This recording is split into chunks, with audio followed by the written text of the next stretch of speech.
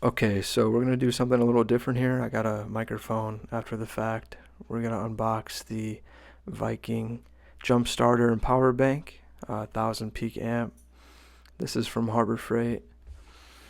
You can power tablets, phones.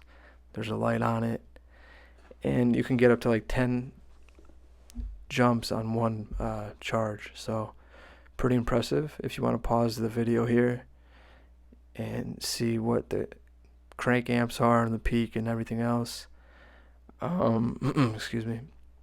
Let's open this up and see what we get.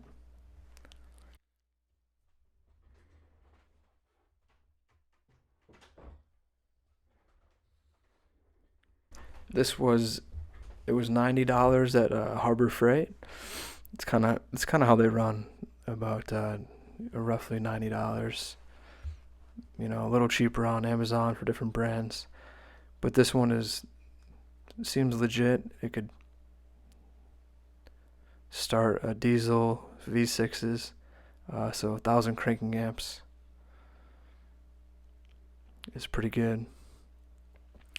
The unit's super small. Like, this is the reason why I didn't go with the lead acid version, because it's kind of like a big lunchbox. So there's your connector for the positive and negative. You just plug that into the one section, and it'll turn green once you connect it to the battery, and you're good to jump it. That's your charging port, or charging wire rather. It's a USB-C.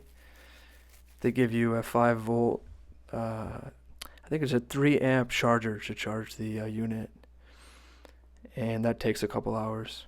But like I said, you could get multiple charges out of one full charge, so that's pretty good. I tested this on my car, and I was able to jump it twice within an hour, no problem, with full battery left. So you have your charge indicator when you press the button. Let's see, okay. So that's USB-C, so that's how you charge it. And it also said USB-C out, so I guess you can do USB-C out as well. Up top you have, let it zoom, you have the different variations of charging, higher output USB-A and a regular one. There's a light, and then the top is where you would plug in the card jumping connector.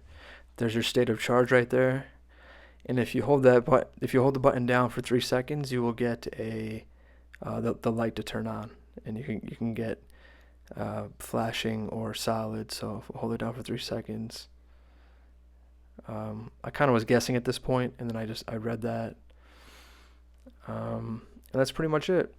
So far, so good. It was $95 after tax, and hopefully this voiceover sounds fine, because I do not want to do it again. Directions, of course, very simple. You know, just your basic stuff. So that's about it, and we'll see how long it lasts. All right, have a good one.